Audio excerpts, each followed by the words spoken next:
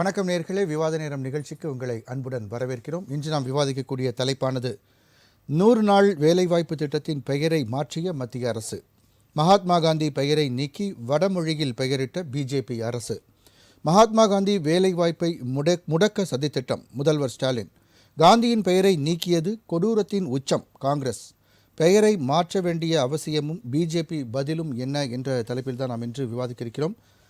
நாடாளுமன்றத்தில் ஒரு மசோதாவானது தாக்கல் செய்யப்பட்டது. அதாவது மன்ரேகா என்று சொல்லக்கூடிய மகாத்மா காந்தி தேசிய ஊரக உறுதி திட்டம், அந்த வேலைவாய்ப்பு வழங்கக்கூடிய திட்டத்தின் பெயரை மாற்ற வேண்டும் என்ற ஒரு திட்டமானது, ஒரு மசோதாவானது தாக்கல் செய்யப்பட்டது. அது மட்டுமல்லாமல் அதில் பல்வேறு அம்சங்கள் அதில் கூறப்பட்டிருந்தது. அதாவது 60%, 100% அந்த நிதி பங்கீடு மத்திய அரசு வழங்கி வந்த சூழ்நிலையில் தற்போது 60% மத்திய அரசும் 40% மாநில அரசின் பங்களிப்பும் இருக்க வேண்டும். அதேபோன்று வடகிழக்கு மாநிலங்களுக்கு மட்டும் 90%, 10% என்ற அளவில் அந்த திட்டமானது வகுக்கப்பட்டது. அதேபோன்று 100 நாள் என்பது 125 நாட்களாக மாற்றப்படும் என்ற ஒரு செய்தியும், அந்த ஒரு விஷயமும் அந்த சரத்தில் இருக்கிறது.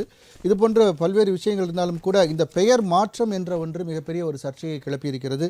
ஏற்கனவே குற்றவியல் சட்டங்களுக்கு பெயர்கள் மாற்றமானது நடைபெற்றது. பிஎன்எஸ், அதே போன்று அந்த சட்டங்கள் 3 சட்டங்களும் மாற்றப்பட்டது. தற்போது இதுவும் சமஸ்கிருத மொழியில் மாற்றப்படுகிறது, யாருக்கும் புரியாத ஒரு மொழியில் மாற்றப்படுகிறது என்று பல கட்டத்திலிருந்து அதற்கான எதிர்ப்புகள் வந்த வண்ணம் இருக்கின்றன. தமிழகத்தை பொறுத்தவரை முதலமைச்சர் ஸ்டாலின் அவர்கள் தனது கடுமையான கண்டனத்தை பதிவு செய்திருக்கிறார். இதேபோன்று காங்கிரஸ் தலைவர்களும் தங்களது கண்டனத்தை பதிவு செய்திருக்கிறார்கள். இது பற்றி தான் நாம் இன்று விவாதிக்க இருக்கிறோம். விவாதத்திற்கு செல்லும் முன் நமது விருந்தினர்களை வரவேற்போம். முதலாவதாக இணையம் வழியாக நம்முடன் இணையும் திமுகவின் செய்தி தொடர்பாளர் நாகநந்தினி அவர்களை வரவேற்போம். வணக்கம். வணக்கம். அரங்கில் நம்மோடு இணையும் பாரதிய ஜனதா கட்சியின் மாநில செயலாளர் ஆனந்த பிரியா அவர்களை வரவேற்போம். வணக்கம். தமிழ்நாடு காங்கிரஸ் கட்சியின் நந்தகுமார் அவர்களை வரவேற்போம். வணக்கம். வணக்கம். அரசியல் விமர்சகர் முனைவர் சிவசங்கர் அவர்களை வரவேற்போம். வணக்கம். நாகநந்தினி மேம், உங்கள்கிட்ட ஸ்டார்ட் பண்ணுறேன். சொல்லுங்கள், இந்த விஷயத்தை எப்படி பார்க்குறீங்க? தொடர்ந்து ஏற்கனவே நம்ம பார்த்தோம், அந்த பிஎன்எஸ்எஸ், அதே போன்று பிஎஸ்ஏ, இது போன்ற சட்டங்கள்லாம் பெயர் மாற்றம் செய்யப்பட்டது. ஐபிசி, இந்த சிஆர்பிசி எல்லாம். ஸோ இப்போது இந்த விஷயங்களும் மன்ரேகான்ற திட்டமும் பெயர் மாற்றப்படுகிறது. அது சான்ஸ்கிரிட்டில் வைக்கப்படுகிறது. குறிப்பாக ராம்ஜி அப்படின்னு வர மாதிரிலாம் வந்திருக்கு. உங்களுடைய பார்வை என்ன? அனைவருக்கும் வணக்கங்க. முதல் நான் இதை எப்படி பாக்குறேன் அப்படின்னா, இது பெயர் மாற்றம் மட்டும் கிடையாது. இது திட்டத்தை மாற்றணும், இல்ல திட்டத்தை இல்லாம செய்யணும். அப்படியும் இல்லையா, இதற்கான தொகையை மாற்றணும். அப்படி இல்லைன்னா இந்த தொகையை கொடுக்காம எப்படியாச்சும் நிறுத்தணும். இன்னொன்னு விட தமிழ்நாட்டு மக்களுக்கு மிகப்பெரிய ஒரு ஏமாற்றம் ஒன்றிய பாஜக அரசினுடைய மிகப்பெரிய பித்தலாட்டம் அப்படின்னு சொல்லலாம். இல்ல, இதை நான் வன்மையாவே கண்டிக்கிற அளவுக்கு தான் நான் இன்னைக்கு பேசணும். ஏன்னா ஒரு சாதாரண மக்கள், ஒரு ஏழை மக்களினுடைய வயிற்றுல அடிக்கிற மாதிரி இன்னைக்கு பண்ணிருக்காங்க. இது இவங்க இன்னைக்கு எழுந்த ஒரு திட்டம் கிடையாதுங்க. 2014 ஒன்றிய அரசு ஆட்சியில் அமையும் போது, அதாவது மோடி அரசு ஆட்சியில் அமையும் போது 2015 அவர் என்ன பேசினாரு மோடி அவர்கள்? மகாத்மா காந்தி தேசிய கிராமப்புற வேலை வாய்ப்பு உறுதி திட்டம் அப்படிங்கிறது ஐக்கிய முற்போக்கு கூட்டணியினுடைய ஒரு தோல்வியின் அடையாள சின்னமாக நாங்க தொடர்றோம் அப்படின்னு அவங்க சொல்றாரு. அப்படின்னா இதனுடைய பிளாஷ்பேக் எங்க இருந்து வந்திருக்குன்னு பாருங்க, எவ்வளவு ஒரு பென்சன்ஸ் பாருங்க. சரி சார், நான் இன்னொன்னு கேக்குறேன். இவங்க பேரை மாத்திட்டாங்க சார், யாரை கேட்டு சார் மாத்தினாங்க? நாடாளுமன்றத்துல அப்படி மக்களால் தேர்ந்தெடுக்கப்பட்ட சார், ஒரு நிமிஷம் இருங்க சார் சிவசங்கர் சார், அவசரப்படாதீங்க சார்.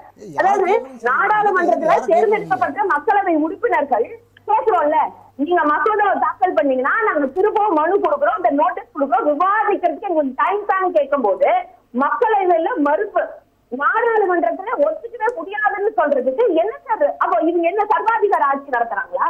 சொல்லுங்க. இதுக்கு முன்னாடி பெயர் மாற்றம் பண்ணும்போது கேட்கும்போது என்ன சொன்னாங்க? அதாவது ஒரு பிரிட்டிஷனுடைய ஆதிக்கத்தை நாங்க மாற்றணும்ன்றதுக்காக இந்த பெயர் மாற்றங்கள், நீங்க சொன்ன மாதிரி ஐபிசிக்கு மாத்தினாங்க, சிபிஐக்கு அந்த மாதிரி நிறைய பேர் மாற்றம் எல்லாம் பண்ணாங்களா, வாயில நுழையாத பேரு. சரி, நான் என்ன கேட்கிறேன், இவர் எல்லாத்துக்குமான பிரதமர் தானே, அப்ப இவர் என்ன பண்ணணும்? அதான் ஆத்திச்சூடியில இருந்து, கொன்றை வேந்தர்ல இருந்து, திருப்பூர்ல இருந்து எல்லா பக்கம் போய் தமிழ் வாழ்க வாழ்கன்னு பேசுறாருல்ல, தமிழ்ல பேர் வைக்க வேண்டியதானே? எதுக்கு இவர் மட்டும் ஒரு மொழி சார்ந்து? அதுவும் நீங்க சொன்னீங்கல்ல முன்னாடி குறிப்பிட்ட மாதிரி, ஆனா நெறியாளரை நான் கூட இழுக்கல, அதை சொந்த நிமிஷம் மட்டும் நான் கோட் பண்ணிக்கிறேன். ராமர், புரிஞ்சுதா சார்? இவங்க சாதி சாயத்தை எங்க கொண்டு அடிக்கிறாங்கன்னு புரிஞ்சுதா சார்? மக்களுடைய வயிற்றுலயும் அடிக்கிறாங்க, சாதி சாயத்தையும் மதத்தின் மூலமாக அடிக்கிறாங்கன்னு புரிஞ்சுதா? இன்னொரு நான் என்ன சொல்றேன்னா, இந்த திட்டத்தை நல்லா சொல்லிப்பாரு. மகாத்மா காந்தி ஊரக வேலை வாய்ப்பு உறுதி திட்டம். அதுக்கான அர்த்தம் என்ன தெரியுங்களா? வேலை இல்லாம இருக்கக்கூடிய அந்த ஏழை எளிய விவசாய கூலிகளுக்கு ஒரு பண்ணையார் அடிமையில வேலை இருக்கிற மாதிரி இருக்கக்கூடாது. அவங்க வேலை இல்லாத நாட்கள்ல அவங்களுடைய வறுமையை ஒழிக்க, அதாவது வாழ்வாதாரத்தை மேம்படுத்துறதுக்காக கண்டிப்பா வேலை கொடுக்கணும் அப்படிங்கிற அந்த திட்டம். இப்ப எப்படின்னா இவங்க சொல்றாங்க இல்லையா, இது 100 நாள்ல இருக்கு 125 நாள் ஆக்கிட்டோம். இது எப்படி பிளாஷ்பேக் எல்லாரும் யோசிச்சு பாருங்க. தீபாவளி பரிசு கொடுத்தாருல ஜிஎஸ்டி வரி குறிப்பு, அந்த வரி குறைப்புக்கு என்ன பிரச்சனை, என்ன நல்லது நடந்துச்சுன்னு இது வரைக்கும் யாருக்கும் தெரியல, மக்களுக்கே தெரியல. வாங்கும் சக்தி அதிகமா இருக்குன்னு சொல்லி நிதியமைச்சர் சொல்லியிருக்காங்க. இன்னும் பல கார்கள் விற்பனையா இருக்கட்டும், பல விற்பனைகள் அதிகரிச்சிருக்குன்னு சொல்லியிருக்காங்க. நீங்க எதுவுமே இல்லைன்றீங்க. நிதர்சனமா பாக்கணும் சார். நான் தான் ஸ்வீட் வாங்க போனேன், ஒண்ணும் பழக்கமாலே இல்ல. எங்க சட்டமன்ற உறுப்பினர் அது என்ன இவங்க மட்டும் வானதி மேடம் மட்டும்தான் போய் சிப்ஸ் கடையில இருந்து பேசிட்டாங்க. எங்களுக்கு எல்லாம் ஒண்ணும் தெரியல, அவ்வளவுதான் விஷயம். ஆனா நான் என்ன கேட்கிறேன்னா, நிதர்சனமான உண்மை என்னமோ பேசணும். 125 நாள் இப்ப கேக்குறோம்ல, அந்த 100 நாள் வேலை திட்டத்திற்கான அதாவது ஊதியத்தை உயர்த்தி கொடுங்கள். ஏன் அதை பத்தி ஒரு வார்த்தை கூட மோடி அவர்கள் பேசல? ஏன் நாடாளுமன்றத்துல வேற யாரும் அம்மையார் நிர்மலா சீதாராமன் ஏன் பேசல? அவங்க ஏற்கனவே அதாவது ஒரு சில ஆண்டுகளுக்கு முன்பு உயர்த்தப்பட்டிருக்கிறது என்னுடைய கவனம். எது சார் உயர்த்தப்பட்டு எல்லா அமௌண்ட் கொடுத்துட்டாங்களா? கேட்டா இப்படி வரீங்க. அப்புறம் நான் என்ன விஷயமா அதுதானே கேட்க முடியும். தமிழ்நாட்டுக்கு நிலுவை தொகை இன்னும் நின்றுட்டு இருக்கு 1000 கோடி சொச்சம். இன்னும் அதுவே இன்னும் முழுசா கொடுக்கல. அதுக்குள்ள எப்படி நீங்க போடுறீங்க? இது வரைக்கும் சார் என்ன இவங்க முழுமையா செஞ்சிருக்காங்க? இந்த பிஜேபி அரசாங்கம் தமிழ்நாட்டு மக்களுக்கு செஞ்சது என்ன? அதை தாண்டி இந்திய மக்களுக்கு இவங்க என்ன செஞ்சுட்டாங்க?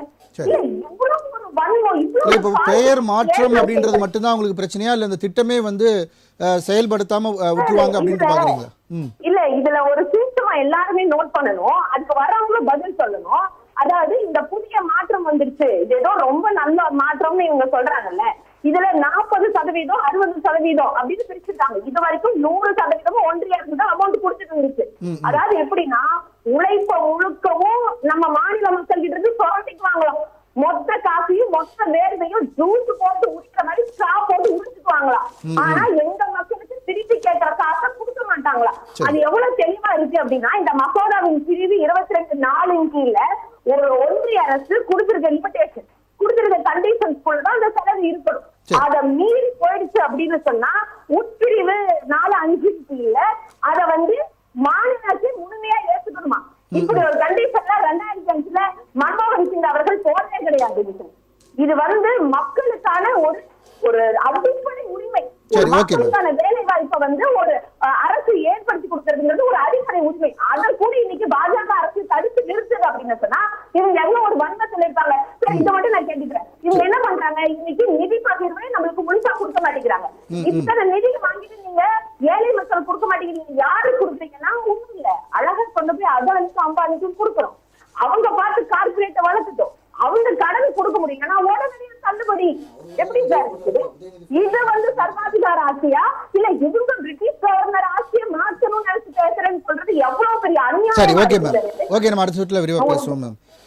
பாரதிய ஜனதா கட்சி ஆனந்த பிரியா மேம், உங்களுடைய பதில் சொல்லுங்க. அதாவது நேம் வந்து பார்த்தீங்கன்னா ஒரு உண்மையிலேயே இதுக்கான ஒரு வரக்கூடிய விஷயமா பார்த்து வச்சிருக்காங்களா அப்படின்னு பார்க்குற மாதிரியே இருக்குது. Viksit Bharat guarantee for Rozgar and Ajeevika mission அப்படின்னு போடுறாங்க. அது கிராமின்னு இருந்தது, அது அஜீவகா மிஷன் அப்படின்னு மாற்றி கிட்டத்தட்ட அந்த RAM ராம் அப்படின்னு வர மாதிரி மாற்றிருக்காங்களா? இதை வந்து டெலிபரேட்டாக பண்ணுறாங்களா அப்படின்றது தான் ஒரு கேள்வியாக இருக்குது. இந்த திட்டத்துடைய நோக்கம் என்னன்னு பார்க்கணும். மகாத்மா காந்தி அவர்கள் கனவு கண்ட மாதிரி கிராமங்களுடைய வளர்ச்சி முழுமையாக இருக்கணும். இதுதான் வந்து இந்த திட்டத்தினுடைய நோக்கம்னு மதிப்பிற்குரிய அமைச்சர் திரு சிவராஜ் சிங் சௌஹான் அவர்கள் சொன்னார். இவங்க இப்போ திட்டத்துக்காக பேசுறாங்களா பேருக்காக பேசுறாங்களான்றது தான் இங்க சர்ச்சை. இப்போ காந்தி அவர்களை காங்கிரஸோ திமுகவோ கொண்டாடியதை விட பாஜக ரொம்பவே கொண்டாடி இருக்கு. மத்திய அரசாங்கம் ஆட்சிக்கு வந்த உடனேயே ஸ்வச் பாரத்னு ஒரு திட்டம், தூய்மை இந்தியா திட்டம், அது காந்தியடிகள் கனவு கண்ட திட்டம். அவருடைய பிறந்த நாள் அன்னைக்கு அந்த திட்டம் ஆரம்பிக்கப்பட்டது. அது மட்டுமல்ல, அவருடைய 150வது பிறந்த நாளை 2018 மிக சிறப்பாக தேசிய அளவில் மட்டுமில்ல உலக அளவில் கொண்டாடினாங்க. ஐநா சபையில் கருத்தரங்கம்ல இருந்து இங்கே தபால் தலைகள் வெளியீடுலேருந்து நாணயங்கள் வெளியீடுலேருந்து நிறைய விஷயங்களை பண்ணாங்க. 2018 2020 வரைக்குமே திரு காந்தியடிகள் அவர்களுடைய பிறந்த நாள் கொண்டாடப்பட்டது. அவர் வாழ்ந்த இடங்களான சபர்மதி ஆசிரமா இருக்கட்டும், ராஜ்காட்டா இருக்கட்டும், காந்தி தர்ஷனா இருக்கட்டும், இது எல்லாத்தையும் புதுப்பித்து சுற்றுலா மற்றும் கல்வி மையங்களாக மாற்றினாங்க. இது மட்டும் இல்லாமல் 2019 சிஏஜி அலுவலகத்தில் பிரதமர் அவர்கள் காந்தியடிகளுடைய சிலையை திறந்து வச்சார். டெல்லியில் 2023 12 அடி சிலையை திறந்து வச்சார். இது மட்டும் இல்லாமல் இந்தியாவில் மட்டும் இல்லாமல் வெளிநாடுகள்லையுமே, குறிப்பாக கிர்கிஸ்தான், ஆஸ்திரேலியா, ஜப்பான் போன்ற நாடுகள்லையுமே திரு காந்தியடிகளுடைய சிலையை திறந்து வச்சாங்க. ஸோ அவருக்கான மரியாதை எந்த இடத்துலையுமே இந்த மத்திய அரசாங்கம் குறைக்கவில்லை. இந்த ஒரு வேலை அவருடைய கனவுன்னு சொல்றீங்க. அது கனவு கண்ட ஒருத்தருடைய பெயர் முன்னாடி இப்போ இந்த விபிஜிக்கு பதிலாக காந்திஜின்னு இந்த திட்டம் வச்சிருந்தீங்கன்னா அவர் ராம்ஜின்றது அவருடைய அவர் அடிக்கடி உச்சரிக்கிற ஒரு வார்த்தை நீங்க கம்பைல் பண்ணி வச்சிருந்தா கூட நீங்க இந்த பிரச்சனையே வந்திருக்காது. இல்ல, நான் என்ன சொல்றேன், இப்போ இந்த திட்டம் அடுத்த கட்டத்துக்கு எடுத்துட்டு போறாங்க. 20 வருஷமா இந்த திட்டம் இருக்கு.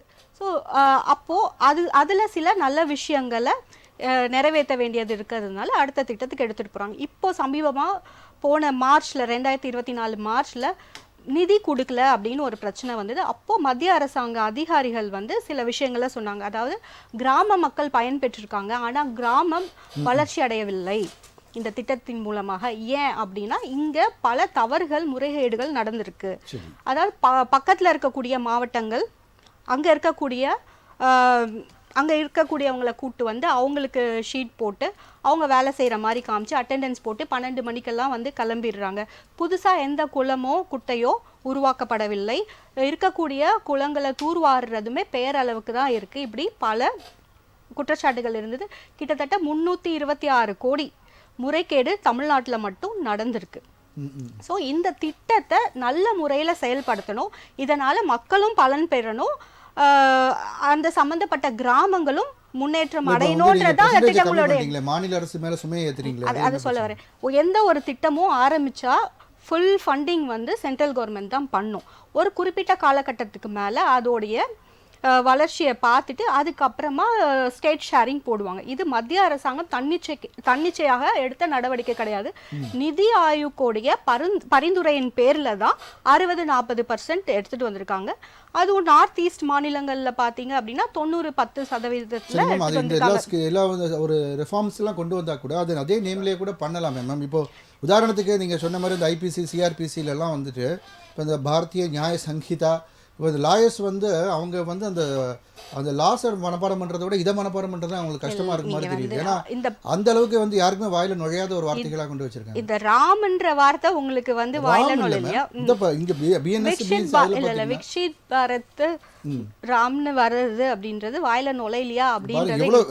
ரோஸ்கார் அஜீவகா இதெல்லாம் நிறைய எல்லாருக்கும் தெரியாது. நம்ம மாநிலங்கள், நம்ம இந்தியா பன்முகத்தன்மை கொண்ட நாடு. பிஜேபி அப்புறம் தான் இந்த பேரெல்லாம் வந்தது அப்படின்ற மாதிரி ஒரு பரப்புரையை பண்றீங்க. சுதந்திரம் பெற்ற அப்புறம் வரக்கூடிய திட்டங்கள், இருக்கக்கூடிய திட்டங்கள் நீங்க எல்லா பேரையும் எடுத்து பாருங்க. 52க்கு அப்புறம் வரக்கூடிய திட்டங்கள் எல்லாத்தையுமே நீங்க பாருங்க, எப்படி பேர் இருக்கு. இது ஒன்றும் புதுசு கிடையாது. ஒண்ணு. இன்னொன்னு, அந்த திட்டங்களுக்கு 60-40 அதுக்கு இவங்க இவ்வளோ சொன்னாங்க. நான் என்ன கேட்குறேன், அந்த 2005 இந்த திட்டம் கொண்டு வந்த போது அப்போ வறுமையோட குறியீடு பாவர்ட்டி லைன் 25.87% சம்திங்.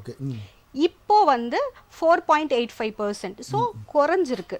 அப்போ மாநிலங்கள் ஓரளவுக்கு இல்லை, நிறையவே வளர்ச்சி விகிதத்தில் முன்னேறிட்டு இருக்கு.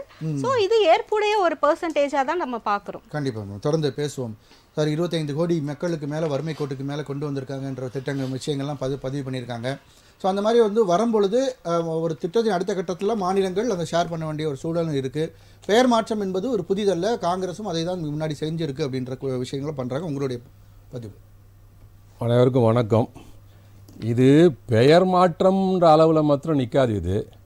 இது என்ன அப்படின்னா, இப்போது நம்ம பிரதமர் இன்றைக்கி ஒரு வெளிநாட்டுக்கு போயிருக்காரு.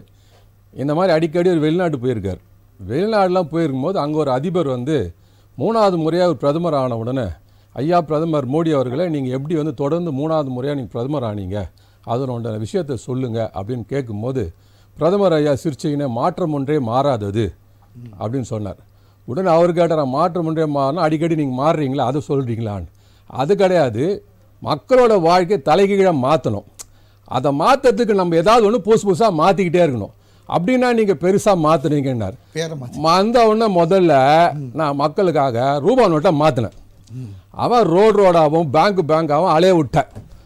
1 வருஷம் அவன் அலைஞ்சு திரிஞ்சு, அப்பா இந்த 500 ரூபாய் இந்த 2000 தான் அப்படின்னு சொல்லி அவன் நிற்கும்போது 2000 செல்லால் ஒரு புது நோட்டை திருப்பி மாற்றினவொடனே திருப்பி 1 வருஷம் அவன் ஐயோ இந்த நோட்டு செல்லாதான் அந்த நோட்டு செல்லாதான் ஊராக அலைய ஆரம்பித்தான். இப்படியெல்லாம் அலைஞ்சு அவன் கொஞ்சம் செட்டில் ஆன உடனே என்ன பண்ணேன், பார்த்தேன் என்னடா இது சும்மா நல்லா நிம்மதியாகிட்டேன் மக்கள். உடனே என்ன பண்ணேன், நான் இந்த பேங்க்லேருந்து பணத்தெல்லாம் கொள்ளடிச்சுன்னு ஓடி போனானுங்க பாருங்க, அந்த திவாலான பேங்க்லாம் இருக்குல்ல, அந்த பேங்க்கோட பேரெல்லாம் மாற்றினேன். இப்போ எஸ்பிஐயில் 5 பேங்க் எடுத்து உள்ளே சேர்த்துட்டேன். ஆமாம், பேங்க் ஆஃப் பரோடாவில் வந்து 4 பேங்க் எடுத்து உள்ளே சேர்த்துட்டேன். இப்போ இங்கே இருக்கிற இந்தியன் பேங்க்கு, இங்கே தமிழ்நாட்டில் ஆரம்பிச்சு இந்தியன் பேங்க் அலகாபாத் ஆகிடுச்சு. இப்போ இந்த மாதிரி என்ன பண்ணேன், நான் ஒரு 11 பேங்க் எடுத்து 4 பேங்காக மாற்றி விட்டேன். சரி, இதுதான் இப்படி போனது, இதுக்கப்புறம் நம்ம என்ன பண்ணுறது அப்படின்னு. அப்போ அவருக்கு கேட்டார், இல்லைங்க நாட்டு வளர்ச்சிக்காக என்ன பண்ணீங்க, இருங்க சொல்ல வரேன். அடுத்தது 30 சட்டத்தையும் திட்டத்தையும் பேரை மாற்றினேன். அதில் வர இந்த சட்டங்கள் திட்டங்கள்லாம் இல்லை வரும், அதுக்கப்புறம் நான் வரேன். அவ்வளோதானே. அட என்னங்க நீங்கள் எப்படி சொல்லிட்டீங்க, எங்கள் கட்சிக்காரர் சும்மா இருக்க மாட்டாங்களே, அதுக்காக என்ன பண்ணேன், நான் அவங்கள திருப்திப்படுத்தணும்னு சொல்லி 57 நகரத்தோட பேரை மாற்றினேன். ஏங்க இப்படியே மாற்றினே இருந்தீங்கன்னா அப்புறம் என்னதாங்க நீங்கள் வளர்ச்சி பண்ணீங்க, அதுவும் நான் பண்ணிட்டேன், ஏன் நீங்கள் கவலைப்படுறீங்க. இதுக்கப்புறம் என்ன பண்ணேன், நான் மன்மோகன் சிங் வந்து என்ன பண்ணார், டைரக்ட் பேங்க் டிரான்ஸ்ஃபர் அப்படின்னு ஒரு திட்டத்தை கொண்டு வந்தார். அதாவது மக்களோட பணம்லாம் நேரம் அவங்கள பேங்க்கில் போய் சேரணும்னு சொல்லி அவர் ஒரு திட்டத்தை கொண்டு வந்தார். நான் என்ன பண்ணேன், டைரக்ட் ஓட் பேங்க்ஸ்ன்னு ஒரு திட்டத்தை கொண்டு வந்தேன். அதையும் மாற்றி மக்கள் போடுற ஓட்டெல்லாம் நாங்களே போட ஆரம்பிச்சிட்டோம். அதாவது இம்ப்ளிமெண்ட் பண்ணது யாரு?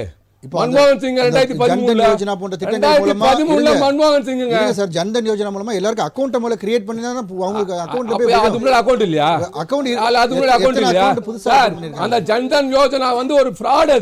அது வந்து மக்களை, ஏழை மக்கள் எல்லாம் ஓட்டு பேங்க் அக்கவுண்ட் ஓபன் பண்ண சொல்லி, நீங்க 500 ரூபாய் போட்டு அக்கவுண்ட் ஓபன் பண்ணாதான் உங்களுக்கு சப்சிடிலாம் வரும்னு சொல்லி அவங்க அக்கவுண்ட் ஓபன் பண்ண வச்சு, அக்கவுண்ட் ஓபன் பண்ணோன்னா மினிமம் பேலன்ஸ் 36,000 கோடி ஏமாத்தி போடுறது திட்டாது. அதை நீங்க சொல்லாதீங்க. டைரக்ட் ஓட் பேங்க் டிரான்ஸ்ஃபரை கொண்டு வந்து ஜனநாயக நாடை நான் சர்வாதிகார நாடாக மாற்றிருக்கேன். இவ்வளோ பெரிய மாற்றங்களை நான் செஞ்சுருக்கிறேன். நீங்கள் என்னங்க போய் இப்படி கேட்குறீங்க அப்படின்னு. ஆஹா, இதுதானா மாற்றம். சரி, இப்போ இந்த இதையும் மாற்றுறீங்க. இப்போ காந்தி பேரில் இருக்கிறத ஏன் மாற்றினீங்க?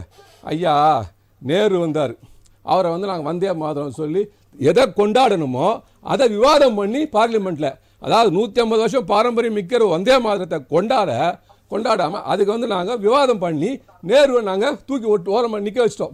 இப்போ இருக்கிறது ஒரே ஒருத்தர் காந்தி. இப்போ காந்தியை வந்து நாங்கள் ஏதாவது பண்ணி தூக்கி ஓரமாக நிற்க வச்சுட்டா அடுத்தது என்ன ஆகுனா அகண்ட பாரத பேரை நாங்கள் மாற்றணும். இல்லை, காந்திக்கு என்னெல்லாம் பண்ணியிருக்காங்கன்னு மேடம் ஒரு பட்டியலே இப்போ நான் சொல்கிறேன், அதுக்கு வரேன். இப்போ காந்திக்கு என்னென்ன பண்ணிருக்கான்னு சொன்னேன். ஏங்க சிலை வச்சுட்டீங்க, பேர் இதை பாட்டு இருந்துட்டு போகுது, என்ன பண்ண போகுது உங்களுக்கு? அவர் இருந்த வாழ்ந்த இடத்த நீங்கள் நல்லா சுத்தம் பண்ணி நீட்டாக வச்சுருக்கீங்க, அந்த சிலை அது பண்ணிட்டீங்க, அந்த பேர் வந்து என்ன பண்ண போகுது? மகாத்மா காந்தி அப்படின்றத விட இந்த நாட்டில் உலகத்தில் மகாத்மா காந்திங்கிறத விட ஒரு புனிதமான பேர் வேறு ஏதாவது இருக்கா? நீங்கள் சொல்லுங்கள். நான் உங்கள் பாஷையில் விட்றேன், உங்கள் லெவலில் விட்றேன். நீங்கள் எல்லாமே பண்ணன்னு சொல்லிட்டு ஒரு பக்கம் சிலையை வைக்க வேணும், இன்னொரு பக்கம் நீங்கள் உங்கள் வேலை தான் பார்க்குறீங்க. நீங்கள் இப்போ இது எங்கே கொண்டு போகிறீங்கன்னா அகண்ட பாரதம். இப்போ அகண்ட பாரதத்தில் 2029 அகண்ட பாரதத்தை கொண்டு வரணும். ஸோ அகண்ட பாரதத்தில் வந்து பேரை மாற்றணும். அகண்ட பாரதம் அந்த யூனிவர்ஸ். அது நீங்கள் நினைக்கிற மாதிரி வந்து இந்தியா கிடையாது. ஏன்னா கலிஃபோர்னியாவுக்கு பேர் மாற்றிட்டாங்க இவங்க, தெரியுமா உங்களுக்கு? கலிஃபோர்னியாவுக்கு பேர் மாற்றிட்டாங்க. அகண்ட பாரதம் யூனிவர்ஸ். இப்போ யூனிவர்ஸுக்கு பேரை மாற்றணும்னா என்ன பண்ணணும் நீங்கள்? அதுக்கு ஒரு பேர் வச்சுருக்காங்க. அதுக்கு என்ன பேர்னா 125 days இது பண்ணியிருக்காங்க. அதே மாதிரி வந்து இப்போ நீங்கள் இன்னொரு முக்கியமான இருங்க, அந்த அகண்ட பாரத பேர் நீங்கள் கேட்க மாட்டீங்களா? USA. ஏங்க ஏற்கனவே யுனைடெட் ஸ்டேட்ஸ் ஆஃப் அமெரிக்கா இருக்குங்க அப்படின்னு நீங்கள் சொன்னீங்களா? அந்த அமெரிக்காவே வந்து நம்மக்கிட்ட வந்து ஒரு ஸ்டேட் தான், ஒரு மாநிலமாக இருக்க போகுது. அப்போ நீங்கள் என்னங்க USA சொன்னீங்கன்னா யுனைடெட் ஸ்டேட்ஸ் ஆஃப் அதானியா? ஏன்னா ஈஸ்ட் இந்தியா கம்பெனி எப்படி முதல்ல வந்து வியாபார வர்த்தகம் மூலியமா ஒவ்வொரு நாட்டுக்குள்ளேயும் நுழைஞ்சு ஒவ்வொரு நகரமா பிடிச்சி அதுக்கப்புறம் எப்படி அந்த நாட்டையே உலகத்தையே ஆட்டி படைச்சாங்களோ அந்த மாதிரி அதானியை வச்சுட்டு இவர் ஒவ்வொரு நாட்டுக்குள்ளேயா போய் ஒவ்வொரு இடமா ஒரு நகரமா பார்த்து என்னென்னலாம் ஊழல் பண்ண முடியுமோ அதான் பண்ணி கொண்டு வராங்க. இது இப்ப மாத்ததான் இப்ப பிளான். இப்ப இதோட முடிய போறது இல்ல. இப்ப இந்த 29ல எல்லாம் இவங்க சொல்ற மாதிரி விக்ஷித் பாரத் சிஸ்டம் எல்லாம் கொண்டு வந்துச்சுன்னா இந்தியா ரூபாய் நோட்ல யார் இருப்பா? இந்தியா ரூபாய் நோட்ல யார் இருப்பா? மோடி படம் இருக்கும். இதுக்கு தாங்க இவ்வளவு மாற்றமோ. ஏங்க மாற்றம்ன்றே மாறாது, நாங்க மாற்றிக்கிட்டே இருப்போம். ஜனங்க அதாவது காந்தி அவருடைய பேர் அப்படியே டிமினிஷ் பண்ணி அவர் மறக்கடிச்சிட்டு மோடி அவர் பேட்டை கண்டிப்பாங்க இதுதான் வரப்போகுது. இதுக்கு உண்டான ஏற்பாடுகள் தான் இப்ப இவங்க செஞ்சுட்டு இருக்காங்க. கண்டிப்பா சார். இப்ப நீங்க சொன்னீங்க 100 நாள் 120 நாள் ஆகிட்டீங்க. அப்ப 100% அந்த 60% குறைச்சிங்க சொல்றாங்க. திட்டத்தோட அடுத்த கட்டத்துல வந்து என்ன அடுத்த கட்டம் போயிட்டீங்க மாநிலத்துல இருங்க குறிப்பிட்ட கால மாநிலத்துல ஏற்கனவே மாநிலத்துக்கு கொடுக்க வேண்டிய காசு நீங்க எதுவுமே கொடுக்கல. மாநிலத்துக்கு கொடுக்கறதுல நீங்க கொடுக்கறது 60% கூட வெறும் 17% தான் கொடுக்குறீங்க. போன சிஹெச் ரிப்போர்ட் வந்திருக்கு 27% தான் கொடுக்குறீங்க. இப்படி எல்லாம் பண்ணிட்டு இப்போ 100% கொடுக்க வேண்டியதுல 125 நாள் ஆகிட்டீங்க. 100 நாள் 120 நாள் ஆகிட்டு அந்த 25 நாளுக்கு யார் காசு கொடுக்கணும்? மாநில அரசு. இவர் வந்து 100 நாள் கொடுப்பாரு. அப்ப பேசணும் சார். அடுத்த சுற்றுல என்ன விரிவா சாருக்கு பதில் நிறைய வச்சிருக்கீங்க. அதுக்கான பதில் சிவசங்கர் உங்களுடைய முதல் சுட்டு கருத்து. இவங்க பேர் வைக்கிறத பற்றியோ பேர் மாத்திர பற்றியோ யார் பேசினாலும் டிஎம்கேலாம் பேசுகிற தகுதியே கிடையாது. எல்லா இடத்துலையும் கருணாநிதி பேரை வச்சாச்சு. அது கூட பிரச்சனை இல்லை. ஏதாவது கூட இவ்வளவு சர்ச்சை இல்லை. பேசி முடிச்சு நீங்க மகாத்மா காந்தி பேரை எடுத்தது தான் பெரிய ஒரு சர்ச்சை. பிரச்சனை வந்து பேர் தான் பிரச்சனை அப்படின்னா வந்து நீங்க பேரை நீங்க 1947க்கு அப்புறம் வந்து எல்லா திட்டங்களிலுமே மகாத்மா காந்தி, நேரு, ராஜீவ் காந்தி, இந்திரா காந்தி இந்த பேர்கள் மட்டும்தான் இருக்குது. நீங்க ஃபர்ஸ்ட் ஓட்சோருங்கிற ஒரு 1 மந்த்தாக வந்து ஓட்சோரை பற்றி பேசியிருந்தோம். ஓட்சோர் எங்கே ஆரம்பிக்குதுன்னா வந்து 1947க்கு அப்புறம் அந்த அன்னைக்கு அதாவது என்ன சொல்றது அது முதல்ல இந்த பிரைம் மினிஸ்டர் சூஸ் பண்ற அங்கேயே வந்து ஓட்ஸ் வர ஆரம்பிச்சாங்க காந்தி. இல்ல நான் பேசி முடிச்சுக்கிறேன். அங்க 28 பேர் மெஜாரிட்டி இந்த சர்தார் வல்லபாய் படேல் அவருக்கு கிடைக்க வேண்டியது அவருக்கு மெஜாரிட்டி கிடைக்க வேண்டியது நேருக்கு கொடுத்து அங்க ஓட்ஸ் வர ஆரம்பிச்சு அங்க இருந்தே வந்து நீங்க நேரு எல்லா ஸ்கீமுக்குமே நேரு அவங்களோட பொண்ணு உங்க குடும்பங்கள் பேரையே பேர் மாத்திரத்துல உங்களுக்கு இப்ப என்ன பிரச்சனை? இந்த பேர் உங்களுக்கு என்ன வந்துருது? அதே பாத்தீங்கன்னா அதே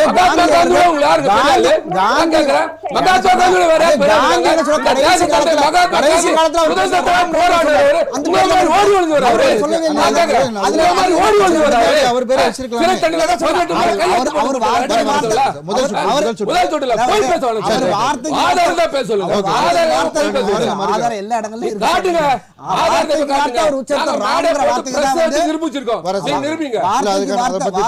ராம்ங்கிற உச்சரிச்சு அவர் உச்சரித்த வார்த்தை கடைசி காலத்துல உச்சரித்த வார்த்தை தான் வந்து இந்த பேர் மாத்திரமே ஒரு பிரச்சனை கிடையாது.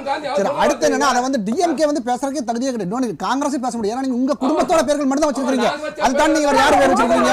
நாட்டுக்கு உழைச்சவங்க எத்தனை பேர் இருக்காங்க? யார் பேர் வச்சிருக்கீங்களா? வாவோசி பேரை வைக்கலாங்கிறத நீங்க பார்லிமெண்ட்ல பேசுறீங்க. நீங்க வைக்க வேண்டியது பண்ண தமிழ்நாட்டுல அதெல்லாம் நீங்க வைக்க மாட்டேங்கிறீங்க. கருணாநிதி எதுக்கு எடுத்தாலும் கருணாநிதி எங்க போனாலும் கருணாநிதி கழிப்பிடத்துக்கு ஒரு பப்ளிக் டாய்லெட்டுக்கு அண்ணா அவரோட பேரை வைக்கிறீங்க. ஓகேங்களா? பப்ளிக் டாய்லெட்டுக்கு அண்ணா அவரோட பேரோ கக்கன் அவரோட பேரோ நீங்க தப்பா வைக்கிறீங்க. ஆனா மத்த எல்லா இடங்கள்லயும் நீங்க யார் பேர் வைக்கிறீங்க? கருணாநிதி அவரோட பேர் வைக்கிறீங்க. விவோசி அவரோட பேரை வந்து நீங்க வைக்கல. நீங்க பார்லிமெண்ட்ல பேசுறீங்க. நீங்க வைக்க வேண்டியது என்ன பண்ணா? நீங்க எல்லாரும் உங்க குடும்ப பேரை காங்கிரஸ் உங்க குடும்ப பேரை மட்டும் தான் வைக்கிறீங்க.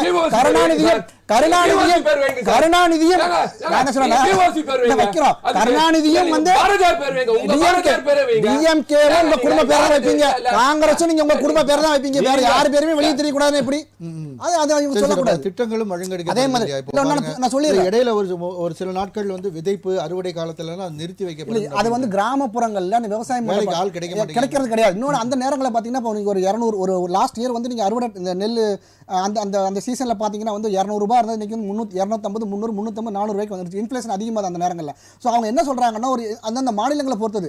ஃபார் எக்ஸாம்பிள் இந்த 60 டேஸ் இப்போ நமக்கு சவுத் சைடு வந்தீங்கன்னா அந்த நவம்பர்லேருந்து ஜனவரி வரை பார்த்தீங்கன்னா வந்து நெல் அந்த அறுவடை காலம் அதாவது ஆரம்பத்தில் வந்து முடிக்கிற வரைக்கும் அந்த மாதிரி காலகட்டங்களில் வந்து ஸ்டேட் கவர்மெண்ட் இன்ஃபார்ம் பண்ணிட்டாங்கன்னா அந்த காலகட்டங்களில் வேறு எந்த ஒரு வேலைகளுக்குமே வந்து இவங்க அனுமதிக்க மாட்டாங்க. அப்போ என்ன அந்த விவசாய வேலைகளுக்கு இந்த ஆட்கள் கிடைக்கிறது ரொம்ப ஈஸியாக இருக்கும். ஸோ அதை இது வந்து ரொம்ப நாள் அந்த குற்றச்சாட்டுகள் இருந்து கொண்டே இருக்கு. ஏன்னா யாருமே அங்கே வரதே கிடையாது. இப்போ இந்த வேலையில் இந்த திட்டத்திலே நிறைய பிரச்சனைகள் உள்ள இருக்க. நிறைய பேர் போகிறாங்க, நிறைய பேர் ஃபேக்காக கொடுத்துருக்காங்க. 1800 கோடி மிஸ்யூஸ் பண்ணிக்கிறாங்க. 1800 கோடி இல்லை 450 கோடி எங்கே போகிறாங்கன்னா ஏபியில் ஆந்திர பிரதேசத்தில் பிரச்சனை. 2வது இடத்துல யாருன்னா தமிழ்நாடு தான் இருக்கிறாங்க. எப்படின்னா அதில் வந்து செல்லாப்பட்டன்னு கள்ளக்குறிச்சியில் ஒரு ஊரில் பஞ்சாயத்து தலைவர் அவரோட பொண்ணு 61 நாள் வேலை பார்த்தா வாங்கியிருக்காங்க சம்பளம். அந்த பொண்ணு பிரைவேட் டீச்சர்.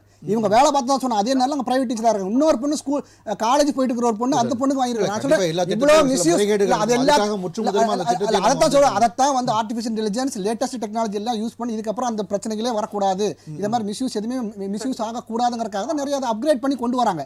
அதே மாதிரி இவங்க டிஎம்கே சொல்றாங்க வந்து வாக்குறுதி அவங்க கொடுக்குற 100 நாள்ல நாங்கள் 150 நாள் நாங்கள் கொடுப்போம். இவங்க கொடுத்த வாக்குறுதி எதையுமே இம்ப்ளிமெண்ட் பண்ணல. நீங்கள் முதல் வாக்குறுதி ஆரம்பிச்சா கூட ஃபர்ஸ்ட் வாக்குறுதி கூட இன்னை வரைக்கும் அவங்களால இம்ப்ளிமெண்ட் பண்ண முடியாது. நீங்க என்ன சொன்னீங்க 100லேருந்து 150 நாள் கொண்டு வரேன்னு சொன்னீங்க. 400 ரூபாய் நீங்க இன்கிரிமெண்ட் பண்ணுவீங்க. உங்களால எதையுமே செய்ய முடியாது உங்களுக்கு தெரியும். ஆனால் இப்போ 100லேருந்து 125 நாள் கொடுத்துக்கிறாங்க. உங்களால வாழ்த்த முடியல, நீங்க சும்மா இருங்க. அதுக்காக நீங்க குறை சொல்லுங்க அவசியம். நீங்க உங்களோட மேனிஃபெஸ்டோ எடுத்து படிங்க. முதல்ல உங்க மேனிஃபெஸ்டோ படிச்சுட்டு வந்துட்டு அதுக்கப்புறம் நீங்க சொல்லுங்க. இன்னை வரைக்கும் 505 வாக்குறுதியில் முதல் வாக்குறுதி உங்களால் நிறைவேற்ற முடியல. அதில் நீங்கள் வந்து எலெக்ஷன் டைமில் கொடுத்த ஒரு வாக்குறுதி 100 நாள் 150 நாளாக மாறும். 400 ரூபாய் மாறும். யார் கொடுத்தாங்க? நீங்கள் தானே கொடுத்தீங்க. உங்களால் செய்ய முடியல. இப்போ நாங்கள் செய்கிறோம்ல, செய்யும்போது உங்களுக்கு ஏன் பிரச்சனை? சார் நாங்கள் நந்தகுமார் சார், இப்போ நீங்கள் 125 நாளாக வேறு மாற்றுறீங்க. 40% வந்து மாநில அரசும் கொடுக்கணுன்றீங்க. அப்போ பேர்டன் வந்து மாநில ஏற்கனவே நீங்கள் கொடுக்க வேண்டிய நிதியை கொடுக்கறது இல்லை. என்னன்னா எக்ஸ்ட்ரா பேர்டன் ஏற்றி மாநில அரசு வந்து நீங்கள் அதாவது நீங்கள் வந்து ஒரு அடிஷனல் பேர்டான கேட்டால் ஒரு விதத்தில் ஒரு அடிஷனல் பேர்டன் அதை வந்து நம்ம வந்து மறுக்க முடியாது. ஏன்னா நீங்கள் ஆந்திர பிரதேஷ் டிடிபி தெலுங்கு தேசம் பார்ட்டியை வந்து சொல்கிறாங்க அடிஷனல் பேர்டன் அவங்க சொல்கிறாங்க. இப்போ மேடம் ஏற்கனவே எக்ஸ்பிளைன் பண்ணாங்க. உங்களுக்கு ஒரு 2005 ஆரம்பிக்கிறாங்க. ஏன்னா உங்களுக்கு வந்து வறுமை அதிகமாக இருந்ததுனால அதை வந்து தவிர்க்கணும் அப்படிங்கிறக்காக வந்து கொண்டு வரப்பட்ட ஸ்கீம் தான் அந்த ஸ்கீம். கொண்டு வரும்போது அது 25ல இன்றைக்கி 4% வந்துருச்சு. அப்போ ஒரு குறிப்பிட்ட காலத்துக்கு அப்புறம் வந்து என்ன சொல்கிறது, ஸ்டேட் கவர்மெண்டோட கான்ட்ரிபியூஷன் இருக்கணும். இது வரைக்கும் ஸ்டேட் கவர்மெண்ட் கான்ட்ரிபியூஷன் எங்கேயுமே கிடையாது. ஸோ அந்த ஸ்கீம் எப்படி நடந்தால் யாருக்குன்னா அது ஒரு என்ன சொல்கிறது வேண்டாம் வெறுப்பில் ஒரு நேம் சேக்காக தான் ரன் பண்ணாங்க. அப்படியுமே 4% கீழே கொண்டு வந்தாச்சு. அவங்க கொடுத்து பண்ணிட்டு இருந்தாங்க. அவங்க தானே கொடுத்து ரீஎம்பர்ஸ்மெண்ட் தானே பண்ணிட்டு இருந்தாங்க. யார்? State government. இல்லை நான் என்ன சொன்னால் 20 வருஷம் முடிஞ்சு அந்த ஸ்கீம் ஒரு அது என்ன பர்பஸ்க்காக ஆரம்பிச்சாங்களோ அந்த பர்பஸை நோக்கி வந்துக்கிட்டு 4% வந்துருச்சு. இதுக்கப்புறம் இதுக்கு அடுத்த ஸ்டேஜுக்கு வரும்போது ஒரு கான்ட்ரிபியூஷன் நீங்கள் எல்லா ஸ்கீமையும் பார்த்தீங்கன்னா ஸ்டேட் அண்ட் சென்ட்ரல் கான்ட்ரிபியூஷன் இருக்குது. ஸோ அடுத்த ஸ்டேஜுக்கு வரும்போது ஒரு ஸ்டேட்டோட கான்ட்ரிபியூஷன் கொஞ்சம் இருந்தால் நல்லா இருக்கும். ஏன்னா இது வரைக்கும் பார்த்தீங்கன்னா இந்த அக்கௌண்டபிலிட்டியுமே வந்து ஸ்டேட்டோட கிடையவே கிடையாது. இந்த ஸ்கீம் அதான் சொல்ல நான் ஒரு சின்ன எடுத்துக்காட்டு சொன்னேன். 1500 கோடியில் ஒரு பஞ்சாயத்து தலைவர் ஏதாவது சொல்கிறார் அப்படின்னா இதை இப்போ ஸ்டேட்டோட கான்ட்ரிபியூஷன் அது உள்ளே வரும்போது இதை மாதிரி அக்கௌண்டபிலிட்டி இந்த பிரச்சனைகள் வந்து இன்னும் கொஞ்சம் என்ன கான்சன்ட்ரேட் பண்ண முடியும், அந்த லாஸை வந்து குறைக்க முடியும். கண்டிப்பாக சார், நான் பேசுவோம். என்ன குறிக்கிற மட்டும் சொல்லுங்க. இடைவேளை பண்ணணும். 100% கொடுத்துருந்தாங்க, 60% ஆகிட்டாங்க. அதனால இவங்க பேர் இவங்க இஷ்டத்துக்கு வச்சுட்டாங்க. இப்போ 40% நாங்கள் ஸ்டேட்டில் கொடுக்க போகிறல, அப்போ நாங்கள் ஒரு பேர் வச்சுக்கலாமா அதுக்கு? சரி, கண்டிப்பாக சார், கண்டிப்பாக. மகாத்மா காந்தி அவர்களுடைய பெயரானது அந்த வேலைவாய்ப்பு உறுதி திட்டத்திலிருந்து நீக்கப்பட்டு அதன் பெயர் மாற்றப்பட்டிருக்கிறது. Viksit Bharat guarantee for Rozgar and Ajeevika mission கிராமின்னு. ஸோ இதை பற்றி தான் விவாதித்து வருகிறோம். மகாத்மா காந்தி அவர்கள் பெயரே நீக்கப்பட்டிருப்பது மிகப்பெரிய ஒரு சர்ச்சையை கிளப்பியிருக்கிறது. தொடர்ந்து விவாதிக்கலாம். நந்தினி மேம், அதாவது இதில் வந்து பல அம்சங்கள் வந்து சொல்லப்படுது. அதாவது அந்த விதைப்பு மற்றும் அறுவடை காலங்களில் வந்து நிறுத்திக்கணும். ஏன்னா அந்த டயத்தில் ஆள் கிடைக்க மாட்டேங்குது. நந்தினி மேம் கேட்குதுங்களா? எஸ். அதில் வந்து ஆள் கிடைக்க மாட்டேங்குது. அந்த சமயத்தில் இந்த 100 நாள் வேலைவாய்ப்பு திட்டத்தை கொஞ்சம் நிப்பாட்டி வச்சுக்கலாம் அப்படின்ற மாதிரி அந்தந்த மாநில அரசுக்கு தகுந்த மாதிரி நடவடிக்கைகள். 15 நாளுக்குள்ளே அவங்க ஊதியம் வந்து அவங்களுடைய அக்கௌண்ட்டில் வந்து போகணும். இந்த மாதிரி அவங்களுக்கு கொடுக்கணும், சம்பளம் கொடுக்கணும் அப்படின்ற மாதிரியான விஷயங்கள் எல்லாமே வந்து நல்ல ஒரு திட்டங்களாக தானே பார்க்கப்படுது. இந்த பெயர் மாற்றம் தவிர்த்து மற்ற திட்டங்கள்லாம் சிறப்பாக இருக்குது அப்படின்னு பார்க்குறீங்களா? இல்லை அதுலேயும் உங்களுக்கு விமர்சனம் இருக்கா? சரி, அதெல்லாம் கரெக்ட் தான் சார். அதுக்கு பதில் சொல்றேன். அதுக்கு முன்னாடி மேடம் பேசும்போதும் சரி, அப்புறம் சிவசங்கர் பேசும்போதும் சரி, ரொம்ப உணர்ச்சி பூர்வமாலாம் பயங்கரமா பேசினாங்க. நான் அதுக்கு பதில் சொல்லி ஆகணும். என்ன சொன்னாங்க? அதாவது இவங்க தப்பு பண்ணிட்டாங்க, அவங்க தப்பு பண்ணிட்டாங்க, 326 கோடி வந்து இவங்க வந்து லாக் பண்ணிருக்காங்களா? ஆமா, இருங்க. அதாவது பீகார்ல 1020 ஏக்கர் நிலத்தை வெறும் 8 பைசாக்கு இவங்க வந்து அதானிக்கு வந்து ஃப்ரீயா கொடுப்பாங்க. அதை பத்தி நாங்க டீடைல் ரிப்போர்ட்டிங்கோட சொன்னா கூட இவங்க எல்லாம் அதை பத்தி கேட்க மாட்டாங்க. அதை தாண்டி 25 லட்சம் கோடி கடன் தள்ளுபடி ஆயிடுச்சு கார்பரேட் நிறுவனம்னு சொல்லி இன்னைக்கு பேங்க்ல இருந்து கூட ரிப்போர்ட் கொடுத்தாலும் அதை பத்தி யோசிக்க மாட்டாங்க. அதை விட சரி சார், எல்லாத்துக்கும் நிதர்சனமா நீங்க நடந்துட்டு இருக்க ஒரு விஷயத்த சொல்றேன். இண்டிகோ விமானம் பிரச்சனை நடந்துச்சு. 4500 ரூபாய் டிக்கெட் அட்டை செஞ்சு போட்டா 45,000 ரூபாய்ன்னு சொல்லி அதற்கு உடனடியா இந்த கவர்மெண்ட் என்ன நடவடிக்கை எடுத்துச்சு? இதெல்லாம் எதுவுமே இல்ல. இத்தனை கொள்ள, இத்தனை போய் புரட்டு இவ்வளவு நடக்குமா? அதான் சொல்லுவாங்கல்ல சார், அதாவது பெரிய தோட்டத்துல ஒரு மதையான மொத்த தோட்டத்தையும் நாசம் பண்ணுமா, அது கண்ணுக்கு தெரியாது. ஆனா இத்தினோண்டு எலி எங்காச்சும் மாட்டிட்டு நிக்குமா, அதுதான் கண்ணுக்கு தெரியும். அப்படின்ற மாதிரி இருக்கு இவர் பேசுறது. அது சிவசங்கர் சார் கருணாநிதினு பேசுறீங்க. நீங்களே இல்லையா? அகமதாபாத் ஸ்டேடியத்துக்கு நரேந்திர மோடி ஸ்டேடியம் நீங்களே இல்லையா? நீங்க ரொம்ப சுத்தமானவர்களா? இல்ல நான் கேட்கிறேன், நீங்க என்ன நினைச்சிருக்கீங்க? இல்ல செலவழிச்சிட்டோம், காந்திக்கு செலவழிச்சனால அவர் தான் சொல்லியிருக்காரு, அதை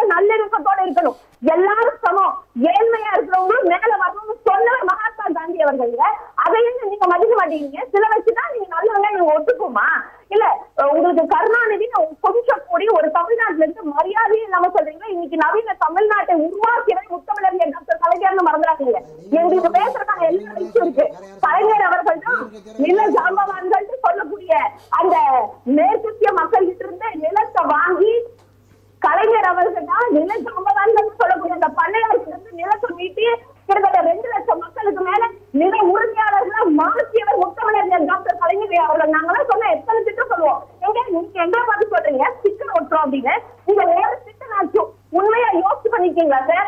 எல்லா காங்கிரஸ் கொண்ட ஒரு திட்டம். நீங்க இன்னைக்கு ராமர், லட்சுமணன், அதை தாண்டி நீங்க கோட்சே, சாவர்கர் அப்படின்னு கூட நீங்க வச்சுக்கிறீங்க. ஏற்கனவே பேசினது தான் வந்து ராகுல் காந்தி வாங்கியிருக்கிற நீங்க மட்டும் எல்லாம் பேசுறீங்க. உங்களுக்கு மட்டும் மரியாதை என்னன்னு கொஞ்சம் கூட தெரியாது. ஆனா நாங்க பேசுறோம் உங்களுக்கு அப்படியே தவறா தெரியுமா? ஏன்னா நீங்க அவ்வளவு தைரியம் இருக்கீங்க, அவ்வளவு கரெக்டா இருக்கீங்களா? நீங்க மக்களவையில பேசுறதுக்கு கேட்கிறோம்ல, நீங்க ஒப்புதல் கொடுக்க வேண்டியதானே? ஏன் நீங்க ஒப்புதல் கொடுக்கல? அதை சொல்லுங்க முதல்ல. ஏன்னா இவங்க எவ்வளவு தெரிச்சு ஓடுறீங்க, ஆரம்பிக்கிற முன்னாடியே தெரிச்சு ஓடுறீங்க சார். யாரு தெரிச்சு ஓடுனா? லைவ் ப்ரோக்ராம்ல எல்லாரும் தான் பாக்குறாங்க. அதை கேள்வி இப்ப நில்ல, நீங்க அட்டெண்ட் பண்ணுங்க. அப்படின்னா பார்லிமெண்ட் ஒரு செஷன் நீங்க ஃபுல் அட்டெண்ட் பண்ணது கிடையாது 5 வருஷத்துல. எந்த செஷன் நீங்க அட்டெண்ட் பண்ணிருக்கீங்க? 40 பேர் இங்க இருந்து போறீங்கல்ல, 40 பேர் இங்க இருந்து போய் ஒரு பார்லிமெண்ட் செஷன் நீங்க ஃபுல் அட்டெண்ட் பண்ணிருக்கீங்களா? நீங்க செஷன் அட்டெண்ட் பண்ணுங்க ஃபர்ஸ்ட்.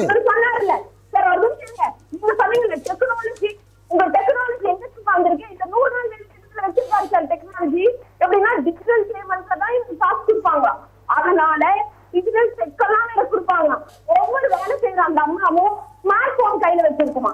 எங்க சார் ஒரு விவசாயம்? இதே கேள்விதான் மேம் நந்தினி மேம். இதே மாதிரிதான் வந்து ப. சிதம்பரம் வந்து நாடாளுமன்றத்துல பரிகாசம் பண்ணாரு.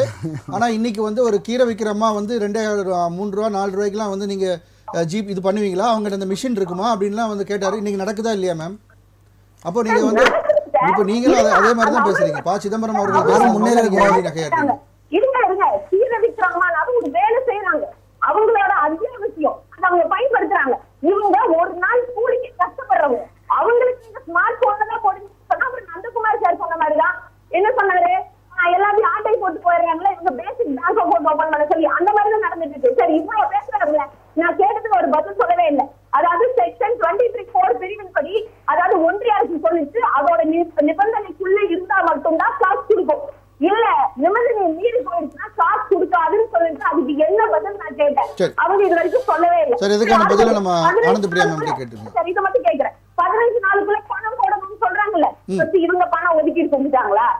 அதான் நான் கேட்கிறேன். 100 நாள் வேலை திட்டத்தோடு வந்து கண்டிப்பா கேரண்டியா கொடுப்போம் மோடி அவர்கள் சொல்லியிருக்காரு. இதுக்கு ஒதுக்க வேண்டிய நிதி இதை விட சொல்லிடுறேன் சார். ஒதுக்க வேண்டிய நிதி 2.72 லட்சம் கோடி. ஆனா இதற்கான நிதி எந்த பட்ஜெட்ல இவங்க ஒதுக்கிட்டாங்க? அதை பத்தி நீங்க சொல்லணும்ல. நிதியே இல்லையா, சட்டியிலே இல்ல, அகப்பையில எப்படி வரும்? சரி ரைட் ஓகே ஆனந்த பிரியா மேம். அதாவது இந்த திட்டத்தை வந்து இப்போ பெயர் மாற்றம் மட்டும் இல்லாமல் இந்த திட்டத்தையே வந்து ஒரு இல்லாம ஆக்கக்கூடிய ஒரு விஷயங்களை தான் முன்னெடுத்துட்டு இருக்காங்க. நிதியே இல்லாம எப்படி இந்த திட்டத்தை முன்னெடுப்பீங்கன்ற கேள்வி வச்சிருக்காங்க. திமுகக்கு எப்பயுமே நிதியை பத்தி தான் கவலை. இவங்க மத்திய அரசாங்கம் எந்த திட்டம் கொண்டு வந்தாலுமே வந்து அதுக்கு எதிர்ப்பு தெரிவிக்கணும். அது மாதிரி தான் பண்ணிட்டு இருக்காங்க. ஒவ்வொரு விஷயமும் நம்ம பார்க்குறோம். சிஏலேருந்து டீலிமிட்டேஷன்லேருந்து எஸ்ஏஆர்லேருந்து எல்லா விஷயங்களுமே இவங்க எதிர்க்கணும், அவ்வளோதான். அதுக்கு இப்போ எஸ்ஏஆருக்கு அவ்வளோ போராட்டம் பண்ணாங்க, இன்னைக்கு என்ன ஆச்சு? அது நடந்துட்டு தான் இருக்கு. அந்த மாதிரி தான் இவங்க சொல்றாங்க. நீங்க வந்து என்ன சொன்னீங்க, நிதி ஒதுக்கல அப்படின்னீங்க. இந்த 4 வருஷத்துல இந்த 100 நாள் வேலைவாய்ப்பு திட்டத்துக்கு மட்டும் 39,339 கோடி தமிழ்நாட்டுக்கு கொடுத்திருக்காங்க. சரியா? இவங்க ஏன் இவ்வளவு பதட்டம் அடைகிறாங்க? இல்ல இதுல இவங்களுக்கு என்ன பதற்றம்னா, இவங்களுக்கு ஏன் பதற்றம் அப்படின்னா, இந்த புதிய திட்டத்துல சில புதிதான செயல்முறைகளை கொண்டு வந்திருக்காங்க. ஜியோ டேக், பயோமெட்ரிக், அதுக்கப்புறம் 2 முறை ஒரு வருஷத்துக்கு ஆடிட் ரிப்போர்ட் சப்மிட் பண்ணும். இதெல்லாம் பண்ணுனா இதை வந்து ஸ்ட்ரக்சரலா மாத்திடலாம், ஒரு சிஸ்டமேட்டிக்கா கொண்டு வரலாம். அப்போ இதுல எந்த முறைகேடும் பண்றதுக்கான வாய்ப்புகள் கம்மி, இல்ல பண்ண முடியாது. அதனாலதான் இந்த விவசாயிகளுக்கு வந்து நேரடியாக அவங்க பணம் 2000 ரூபா மாசம் ஐ மீன் அந்த ஒரு வருஷத்துல 6000 ரூபா கொடுக்கறது ஸ்கீம் இருக்கு. அதிலேயே கூட நிறைய முறைகேடுகள் ஒவ்வொரு மாநிலங்கள்லயும் நடந்தது. விவசாயிகள் அல்லாதவர்கள்லாம் கூட இந்த 2000 ரூபாய் வாங்கினாங்க, நிறைய பேர் அதனால arrest நிறுத்தி பண்ணாங்க. வச்சிருந்தாங்க. அதுக்கப்புறம் அதை சரி பண்ணி இப்ப கொடுத்துட்டு இருக்காங்க. இந்த மாதிரி சில இடங்கள்ல, சில மாநிலங்கள்ல இல்ல சில மாவட்டங்கள்ல நடக்கக்கூடிய முறைகேடுகளை தடுத்து உண்மையான வளர்ச்சியை எடுத்துட்டு வரணும்ன்ற நோக்கத்துல தான் இந்த ஜியோ டேகா இருக்கட்டும், பயோமெட்ரிக்கா இருக்கட்டும், இந்த ஆடிட் சப்மிட் பண்றதா இருக்கட்டும், இது எல்லாமே மத்திய அரசாங்கம் கொண்டு வருது. அந்தந்த கிராமத்துக்கான இந்த திட்டங்கள், அந்த 100 நாள் வேலைவாய்ப்பு திட்டத்துல என்னென்ன செயல்படுத்தணும்ன்றத அங்க இருக்கக்கூடிய அதிகாரிகள் தான் முடிவு பண்ண போறாங்க. இது மத்திய அரசாங்கம் முடிவு பண்ண போறது கிடையாது. இவங்க ஏன் பதற்றம் அடைகிறாங்க அப்படின்னா, நான் சொன்ன மாதிரி அந்த 360 கோடி முறைகேடு நடந்திருக்கு. இந்த மாதிரியான சிஸ்டமேட்டிக்கா வந்தனால அதுல எதுவும் நம்ம வந்து ஊழல் பண்ண முடியாதுன்றதுனால அதனாலதான் வந்து இவங்க வந்து பதறாங்க. அண்ணன் சொல்லும் போது சொன்னாரு, பேரு எடுத்துட்டாங்க அப்படி இப்படி ஆக்ரோஷமா பேசினாரு. மத்திய அரசாங்கத்தை சார்ந்த பாஜகவை சார்ந்த எந்த தலைவர்களோ அவங்களுடைய குடும்பத்தினருடைய பேரையோ எந்த திட்டத்துக்குமே வைக்கல. First thing. இன்னொன்னு இவர் சொன்னாரு 2029 சரி இருங்க சார், நரேந்திர மோடி ஸ்டேடியம்க்கு பேர் வச்சிருக்காங்கன்னு சொல்லி எங்கேயோ ஒரு இல்ல சர்தார் பட்டேல் வல்லபாய் அவங்க பேர்ல இந்த ஸ்டேடியத்தை மாத்திட்டு அவ்வளவு பெரிய சிலை வச்சதெல்லாம் சிலை வச்சா நீ ஸ்டேடியம் பேர் மாத்துறீங்களா? இதான் நான் சொல்றேன். காந்தி சிலை வச்சு நோட்ல எடுக்க போறாங்க.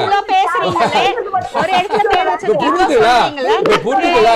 அதாவது இந்த கையில திரு ராஜீவ்காந்தி அவர்கள் பேரா இருக்கட்டும், இந்திரா காந்தி அம்மையார் பேரா இருக்கட்டும், அவங்களுடைய குடும்பத்தை சார்ந்தவர்களுடைய பேர் எத்தனை யூனிவர்சிட்டியில, எத்தனை இன்ஃப்ராஸ்ட்ரக்சர் ப்ராஜெக்ட்ல, எத்தனை திட்டங்கள், எத்தனை ஸ்கீம்ஸ்ல இருக்குன்றத லிஸ்ட் எடுத்தோம்னா நமக்கு தெரியும். அதே மாதிரி திமுக இன்னைக்கு வந்து பார்லிமெண்ட்ல அவ்வளோ பேசுறாங்க, வஉசிக்கு செலவு வைக்கல, திரு செண்பகராமனுக்கு செலவு வைக்கலன்னு. 6வது முறை ஆட்சியில இருக்கீங்களே, நீங்க என்ன பண்ணீங்க? அவங்க தமிழ்நாட்டை சார்ந்தவர்கள் தானே. அவங்களோட ரெப்ரசன்டேஷன், அவங்களுடைய ஐடென்டிட்டியை நீங்க இங்கேயே கொடுக்கல, அங்க போய் வீரவசனம் பேசுறீங்க. அங்க பதில் சொல்ல ஆரம்பிச்சா உடனே பயந்துட்டு ஓடுறீங்க. இவரு சொன்னாரு 2029 வந்து எல்லாத்தையும் மாத்திடுவாங்க. 2029 அவங்களோட பேத்தி அவங்க பேசுற மாதிரி ஒரு காணொலி ஒன்று வெளியானது நம்ம பார்த்திருப்பீங்கன்னு நினைக்கிறேன். அவங்க வந்து தொடர்ந்து பல குற்றச்சாட்டுகள் வந்து திமுக மேலும் காங்கிரஸ் மேலேயும் வச்சிருந்தாங்க. நீங்க அதை பார்த்திருப்பீங்க. இவர் சொன்னாரு 2029 வந்து திரு மோடி அவர்களுடைய படத்தை ரூபாய் நோட்ல அச்சடிப்பாங்க அப்படின்னு. இப்ப டிமானிட்டைசேஷன் வந்தப்போ பழைய நோட்டெல்லாம் வந்து தடை செஞ்சு புதிய நோட்டை எடுத்துட்டு வந்தப்போ திரு காந்தி அவர்களுடைய பேரை போட்டோ தான் அதுல இருந்துச்சு, மாத்தினாங்களா? இவங்களோட கற்பனை சக்திக்கு ஒரு அளவே கிடையாது. எப்ப பார்த்தாலும் இவங்க என்ன பண்ணுவாங்க, மத்திய அரசாங்கம் பணம் கொடுக்கல, அப்போ தரவுகளோட நிதி அமைச்சரோ மற்ற அமைச்சர்களோ வந்து பேசினாங்கன்னா அதுக்கப்புறம் பதிலே இருக்காது. அவர் பேசும்போது இவர் என்ன சொன்னாரு, இதுக்கெல்லாம் ஆதாரம் இருக்கா அப்படின்னு சொன்னார். ஓட்சோரி பத்தி பேசும்போது அதுக்கு ஆதாரத்தோட வந்து மாண்புமிகு உள்துறை அமைச்சர் பேசுறாரு பார்லிமெண்ட்ல. நீங்க நின்று கேட்க வேண்டியது தானே, நின்று பதில் சொல்ல வேண்டியது தானே. உங்களுக்கு அப்போ ஆதாரம் இருந்துச்சுன்னா நீங்க அப்ஜெக்ட் பண்ண வேண்டியது தானே. எதுக்கு ஓடுனீங்க? மொத்த நாடும் பார்த்துட்டு இருந்ததுல. உங்களுடைய எண்ணம் என்ன? பார்லிமெண்ட்ல போய் அந்த செஷன் நடக்க கூடாது, ஆர்ப்பாட்டம் பண்ணணும், போராட்டம் பண்ணணும், கலவரம் பண்ணணும், பண்ணிட்டு அதெல்லாம் நீங்க திமுக இங்க பண்ணாத அலிச்சாட்டியமாங்க அங்க எப்படிங்க பார்லிமெண்ட்ல அதெல்லாம் பண்ண முடியும்? அது மேபி டெக்னிக்கல் ஃபால்ட்டா இருக்கலாம். யாரோ ஒண்ணும்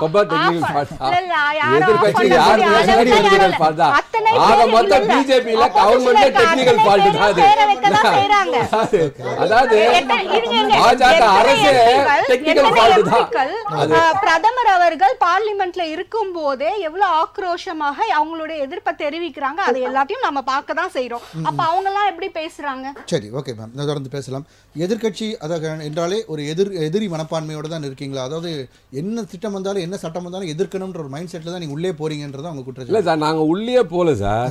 இப்போ இவங்க சொன்னது, இவங்க என்ன சொன்னாங்கன்னா, இவங்க என்ன மேடம் என்ன சொன்னாங்கன்னா, அவங்க பேச ஆரம்பிச்சு எந்திரிச்சு ஓடி போயிட்டீங்கன்னாரு. இப்போ எங்கள் தலைவர் ராகுல் காந்தி 1-on-1 ஸ்டேஜில் வாங்க, உள்துறை அமைச்சர் அமித்ஷா ஐயா வாங்க, நீங்களும் ஓட்சோரியை பற்றி பேசுங்க, வந்தே பாரத்தை பற்றி பேசுங்க, எங்கள் தாத்தா பாட்டி பணத்தை பேசுங்க, நான் பேச தயார்னார். வரீங்களா? சரி, இவ்வளவு பேசுறீங்க, கோர்ட்ல அஃபிடவிட் தாக்கல் பண்ணலன்ற கேள்வி. கோர்ட்ல அஃபிடவிட் தாக்கல் பண்ணி என்ன சார் பிரயோஜனம்? நீங்க அந்த சட்டத்தை மாத்திடுறீங்களா? அதாவது வந்து எலெக்ஷன் கமிஷனர் மீதும் துணை கமிஷனர் மீதும் எந்த வித நடவடிக்கையும் இப்பயும் சரி அங்க ரிட்டையர் ஆனது எடுக்க முடியாத சட்டத்தை நீங்க மாத்துறீங்களா? போல ஏன் அப்படியே சட்டத்தை கொண்டு வந்தீங்க? யாரை காப்பாத்துது சார்? ஏன் சார் நீங்க கூட்டு களவாணித்தனம் பண்றதுக்கு உங்க கூட்டு களவாணியை நீங்க காப்பாத்தி வச்சிருக்கீங்க. நான் கோர்ட்டுக்கு போனா என்ன நடக்கும்? கோர்ட்டு போன நடக்கும். இல்ல நீங்க வந்து மொத்தமா இந்தியாவில் இருக்கிற எல்லா அமைப்புகளையுமே நீங்க வந்து ஆமாங்க இன்னைக்கு என்ன சொல்லிட்டு டெக்கான் நேஷனல் கேஸ் என்ன பண்ண தள்ளுபடி பண்ணிட்டாங்க. இடி என்ன பண்ணாங்க அப்போ அது போயின்னு சொல்லிட்டால கோர்ட்ல இடி விசாரிக்கலன்னு தான் சொல்லியிருக்காங்க. இடி விசாரிக்கலன்னு சொன்னாங்க. நீ தாக்கல் பண்ண தப்பு. அப்போ எதுக்கு நீ ஒரு தனி மனிதன் கொண்டு வந்து நீ உள்ள கொண்டு வரீங்க? அப்ப நீங்க என்ன பண்ணீங்க? இப்ப இவ்வளவு நாள் வந்து 1000 கோடி 2000 கோடி சொன்னீங்க, அதெல்லாம் எதை வச்சு சொன்னீங்க? இந்த மாதிரி நீங்க மொத்த முகவைகளும் நீங்க தப்பா யூஸ் பண்ணி கொண்டு வரீங்க. அதைத்தான் நான் சொல்றேன். ஜனநாயக நாடா இருந்தத சர்வாதிகார நாட்டின பெருமை இவருக்கு தான். அதனோட முதல் வந்து ஆரம்பம் தான் பார்த்தீங்கன்னா ஒரு அந்த ஸ்டிக்கர் ஒட்டுறது, அதாவது வந்து தேசிய உணவு பாதுகாப்பு திட்டம். அதை வந்து இவர் வந்தவன என்ன பண்ணிட்டார், பிரதான் மந்திரி கரீப் கல்யாண் அண்ணா யோஜனா. அதுக்கப்புறம் இந்திரா ஆவாஸ் யோஜனா, அது எவ்வளவு நாள் இருக்கு? 2004 இருந்து இருக்கு. அது வந்து பிரதான் மந்திரி ஆவாஸ் யோஜனா. அதுக்கப்புறம் அர்பன் ரிஜுனேஷன் மிஷன், அது வந்து அடல் பிகார் வாஜ்பாய் மிஷன். அதுக்கப்புறம் நிர்மல், அதாவது இவங்க புதுசா கொண்டு வந்தாலும் ஸ்வச் பாரத் வந்து இவங்க புதுசா கொண்டு வந்தாலும் ஏற்கனவே நிர்மல் கிராம் யோஜனா இருக்குது. அத ஸ்வச் பாரத் கூட அது ஒரு செஸ் வேற. அதுக்கப்புறம் rural LPG distribution scheme Ujjwala, எல்லாத்தையும் என்ன பண்ணிட்டாரு இவரு, உஜ்வாலாவை போட்டு வாஷிங் மிஷின்ல போட்டு ஊழல் பண்ண அவ்வளவு பேரு சுத்தமா உத்தமனா மாத்திட்டார். இந்த மாத்திரை வேலையை தான் இந்த அரசாங்கம் பண்ணிட்டு இருக்க தவிர உருப்படியா நாட்டுக்கு. ஆனா ஸ்வச் பாரத் வந்து ஃபேமஸ் ஆன அளவுக்கு நீங்க சொன்ன அந்த நிர்மல் இது வந்து பெருசா ஃபேமஸ் ஆகல. பெரிய அளவுல எங்க ஸ்கீம்ஸ் எல்லாம் வெளியே வரவே இல்லையே சார். நீங்க என்ன பண்ணீங்க ஸ்வச் பாரத்ல? ஸ்வச் பாரத்ல என்ன பண்ணீங்க? ஒரு இடத்துக்கு 12,000 ரூபாய் கொடுத்து கக்கூஸ் கட்டிடுவீங்களா? கங்கை நதி க்ளீன் பண்றதுக்கு க்ளீன் பண்ணிட்டீங்களா? 30,000 கோடி கொட்டினீங்களா? க்ளீன் பண்ணிட்டீங்களா? இன்னும் அதுவும் தான் இருக்கு. என்ன பண்ணீங்க சார்? நீங்க இதே கங்கை வாட்டரை கொண்டு வந்து பீகார்ல விட்டுக்க. பீகார்ல வந்து இன்னைக்கு வந்து தண்ணி குடிக்கிற தண்ணியில யுரேனியம் கலந்துருக்கு, நச்சு கலந்துருக்கு. அங்க 70% மக்கள் 5-6 டிஸ்ட்ரிக்ட்ல வந்து அவன் கேன்சருக்கு அவதிப்பட போறான். அது யார்? நான் சொல்ல, டெல்லியில இருக்கிற எய்ம்ஸோ ஐஐடியோ கண்டுபிடிச்சிருக்காங்க. நீங்க என்ன சொன்னீங்கன்னா 4 கோடி வீட்டுக்கு குழாநீர் இணைப்பு கொடுத்தேன். அப்ப இந்த வருஷம் தான் கொடுத்தீங்களா நீங்க? அவ்வளவு பொய் சார். பொய்ய பண்ணி நாட்டு மக்களை ஏமாத்திக்கிட்டே இருக்குதான் இவங்களோட வேலை. இதுல ஒரு திட்டம் தான் இப்ப என்ன கடைசியா கொண்டு வந்துட்டாங்க. இன்னைக்கு ஓட்சோரியம் மறக்கடிக்கணும். அடுத்தது என்ன பண்ணணும், புதுசா ஒன்று வந்தே பாரதத்தை கொண்டு வந்துட்டாங்க. ஏங்க நான் ஒன்று கேட்குறேன், வந்தே பாரதம் மகாத்மா காந்தி இவங்க 2 பேரும் பிரிக்க முடியுமா? நீ வந்தே மாதரம் பேசும்போது கோர்ட்ல நின்று கிழிச்சிங்கல்ல. இப்ப மகாத்மா காந்தி எடுத்தப்ப ஏன் போயிட்டீங்க? யார் ஓடுனது? இப்போ பிரதமர் நின்று பேச வேண்டானே. ஒரு பிரச்சனைனா வந்து ஓடி ஒளிஞ்சிடறாருல, அப்ப நின்று பேசிட்டாருன்னா நீங்க சொல்லலாம். நாங்க ஓடி போயிட்டு நாங்க எங்க சார் ஓடணும்? நீங்க வந்து இப்படிதான் பொய் பேசி நல்லாவே தெரியும். ஏற்கனவே நீங்க கட்டுக்கதையோட வருவீங்க, நல்லா தெரியும். அதே நான் கேட்டுட்டு இருக்கணும். சொல்லுங்க. இப்போ பார்லிமெண்ட்ல ஒரு உள்துறை அமைச்சரும் பிரதமரும் வந்து கட்டுக்கதையை தான் பேசிட்டு இருக்காங்க சார். நீங்க நின்று பேசுங்கன்னு சொல்றேன் சார். இப்போ சொன்னார் நேரு வந்து திருநாங்க சொன்னார், உங்களுக்கு ஆதாரத்தை காட்டுங்க. இப்போ நாங்க வந்து பிரஸ்ஸை போட்டு மொத்த ஆதாரத்தையும் காமிச்சிட்டோம். உங்ககிட்ட இருக்கிற ஆதாரத்தை காட்டுங்க. எப்படி பண்ண ஆதாரத்தை காட்டுங்க. பேப்பர் இருக்கா, இல்ல ஏதோ பழைய போட்டோ இருக்கா, ஏதாவது காட்டுங்க. எதுவுமே இல்லாம ஒரு மறைந்த தலைவர், நாட்டு சுதந்திரத்துக்காக போராடின தலைவர் போல இது அப்பாண்டமா போய் சொல்லுங்க. நியாயமா இருக்கா? சரி விடுங்க. மகாத்மா காந்தி என்னங்க தப்பு பண்ணாரு? இந்த நாட்டுக்கு பண்ணாத சேவையா தியாகமாங்க. ஒரு தியாக சீலர் பேரை வந்து நீங்க சர்வசாதாரணமா எடுத்துட்டு முதல்ல என்ன கொண்டு வந்தீங்க, ஏதோ பூஜா பாபுன்னு யாரோ பேரை வச்சுங்க. இப்போ வந்து விக்ஷித் பாரதா. ஏங்க முதல்ல இந்தியா உங்களால காப்பாற்ற முடியல, அதுக்குள்ள எங்க நீங்க அகண்ட பாரத்துக்கு போயிட்டீங்க. பாபு ரோஜ்கார். ஆமா. இப்போ நீங்க நான் என்ன கேட்கிறேன்னா, இந்தியாவை உங்களால காப்பாற்ற முடியல. இங்க இருக்கிற ஒரு திட்டத்தை கொண்டு வந்து மக்களை காப்பாற்ற முடியல. இங்க ஏற்கனவே ஒரு 100 நாள் வேலை வாய்ப்பு திட்டத்தை கொடுத்து மக்களை ஏதோ சரி அட்லீஸ்ட் ஒரு 100 நாள் நீங்க போயிடுச்சுன்னு கொடுத்தா. பாபுன்னு இருந்தா கூட அதுல மகாத்மா காந்தியோட பேர் பாபுராம் வச்சு போங்க. இல்ல பாபுன்னு இருந்தா கூட மகாத்மா காந்தி பேர் இருந்து அதையும் எடுத்துட்டாங்க. இப்போ இது எதுவுமே இல்லைன்னா அப்ப உங்களோட திட்டம் என்ன? உங்களோட திட்டம் என்ன? அதாவது வந்து இந்த இந்திய நாட்டுக்காகவும் இந்த நாட்டுக்காகவும் உழைச்சி பாடுபட்டு உயிரை கொடுத்த தியாக செம்மல்கிற பேரெல்லாம் அப்படியே மரக்கடிக்கணும். மரக்கடிச்சுட்டு கடைசியில யார் இந்த நாட்டோட இதுன்னா மோடி. ஒரு 100 வருஷம் கழிச்சு பார்த்தா எல்லாருக்கும் 100 வருஷம் இல்ல சார். அவங்களோட டார்கெட் 47. 2047 பாருங்க. யுனைடெட் ஸ்டேட்ஸ் ஆஃப் அதானியா மாறும், இந்த ரூபா பேர் வந்து மோடியா மாறும், எல்லாமே மாறும். அதுக்கு உண்டான வேலை தான் செஞ்சுட்டு இருக்காங்க. இதுக்கு வந்து என்னன்னா எப்படி பாத்தீங்கன்னா ஒரு விஷயம் ஒன்றும் இல்லை. இப்போ ஊழலை பற்றிலாம் பேசுகிறாங்க சார். மத்திய பிரதேசில் கவர்மெண்ட் எம்ப்ளாயி கொடுக்க வேண்டிய பணம் சார், டீச்சர்ஸ் கொடுக்க வேண்டிய பணம் 278 கோடி எடுத்து அவன் சொந்தக்காரன் கொடுத்துட்டான். பீகாரில் 10,060 கோடி வெள்ள நிவாரண நிதி கொடுத்தா அவங்க கட்சிக்காரங்க எடுத்து RSS கொடுத்துட்டாங்க. இப்போ 14,000 கோடி எடுத்து வேர்ல்ட் பேங்க்ல கடனை வாங்கி மக்களுக்கு லஞ்சமாக கொடுத்து ஓட்டு வாங்கினாங்க. 60,000 கோடி கணக்கே இல்லை. குஜராத்ல 2018 இருந்து 20 வரைக்கும் 2 லட்சம் கோடி கணக்கே கிடையாது. சரி சார், ஓகே. அது மட்டும் நிறைய இல்ல, குற்றச்சாட்டு அஸ்ஸாம்ல என்ன பண்ணாங்க? சரி. அஸ்ஸாம்ல ஒரு மாவட்டம் சார் 3000 பிகானிகள் 2,20,000 ஏக்கர் அதை எடுத்து 10 பைசா இல்லாம அதானி கொடுக்குறாங்க. அப்ப டிஎல்எஃப்ல என்ன சார் நடந்தது? அந்த கேள்வி வந்து சொல்லுங்க டிஎல்எஃப் யார் பண்ண சொல்லுங்க. ராபர்ட் வத்ரா என்ன பண்ணாரு? சொன்னார் சொல்லுங்க. நீங்க தான் எனக்கு ஏன் சார் சொல்லணும்? இப்போ மகாராஷ்டிரால எடுத்துக்கங்க 40 ஏக்கர் அதோட விலை வந்து 2800 கோடி. 300 கோடிக்கு யாரு கொடுத்துருக்காங்க? ஒரு உத்தமர் இருக்கார் பார், வாஷிங் மிஷின் போட்டு எடுத்து வந்தார் பார், அவரோட பையனுக்கு, அஜித் பவாரோட பையனுக்கு வெறும் 300 கோடி கொடுத்துருக்காங்க. இதை கேட்டா அது நாங்க பண்ண தப்பு இல்ல, அதிகாரி பண்ண தப்புன்னு 2 அதிகாரியை சஸ்பெண்ட் பண்ணிருக்காங்க. இதுதான் சார், பல ஊழலே இல்லை அப்படின்னு நம்ம சொல்லப்படுது. நாடாளுமன்றத்தில் வந்து ஆதாரம் இல்லாத குற்றச்சாட்டுகள் வைக்கிறாங்க, நின்று பேச மாட்டேன்றாங்க. இந்த மாதிரியான பல்வேறு குற்றச்சாட்டுகள். நீங்கள் வந்து தமிழ்நாடு சட்டமன்றத்தில் நடக்கிறது வந்து லைவே கொடுக்க மாட்டாங்க. நீங்கள் எல்லாருமே பார்த்துருப்பீங்க. அப்பா வந்து யாருக்கு கொடுக்கணுமோ அப்பா வந்து ஒரு திமுக யார் ஆளுங்கட்சி அவங்க பேசுறதும் வரும், அது மட்டும் தான் வரும், அது தேவையானது மட்டும் தான் வரும். ஆனால் பார்லிமெண்ட்டில் வந்து லைவ் தான் நீங்கள் எல்லாமே இருக்குது, யார் வேணால் பார்க்கலாம். நீங்கள் அது நாம வந்து நான் வந்து இப்போ சொல்கிறேன், நீங்கள் பிஜேபி தான் பேசிட்டு இருக்கிறாங்க, எம்பி நான் சொல்லணுங்கிற அவசியமே இல்லை, நீங்கள் லைவ் பார்க்குறேன். அதை மாதிரி உங்களுக்கு தமிழ்நாடு சட்டமன்றத்தில் உங்களால் செய்ய முடியுமா? அதை நீங்கள் கேட்க மாட்டீங்க. அண்ணன் சொன்னார் மத்திய பிரதேச எல்லா இடங்கள்லையும் வந்து நிறைய பிரச்சனை நடக்கணும். தப்பு நடந்தால் தப்பு தான், எங்கே நடந்தாலுமே சரி. அது வந்து யாருமே வந்து என்றைக்குமே வந்து பிஜேபி வந்து நாங்கள் வந்து ஒரு தப்பு பண்ணிக்கணும் அவங்க டிஃபெண்ட் பண்ணுங்கிற அவசியமே கிடையாது. தப்பு பண்ணால் தண்டனை அனுபவிக்கணும், அது யாராக இருந்தாலுமே சரி. இவங்க வந்து அதை ஒரு நாளும் அக்செப்ட் பண்ணவே மாட்டாங்க. நான் என்ன கேட்குறேன்னா, இதே கேள்விகளை நீங்கள் தமிழ்நாட்டில் கவர்மெண்ட் எம்ப்ளாயிஸ் எத்தனை பேர் ரிட்டையர்ட் ஆகி இன்றைக்கி அவங்களுக்கு எந்த ஒரு பணப்படியுமே கிடைக்காம இருக்கிறாங்க. அதை பற்றி நீங்கள் என்னைக்காவது கேட்டுருக்கீங்களா? உங்களோட கூட்டணி தானே. நான் என்ன சொல்ல, எந்த ஸ்டேட்டில் தான் தப்பு தான். நீங்கள் கேட்குறீங்களா? ஏன் நீங்கள் கேட்க மாட்டேங்கிறீங்க?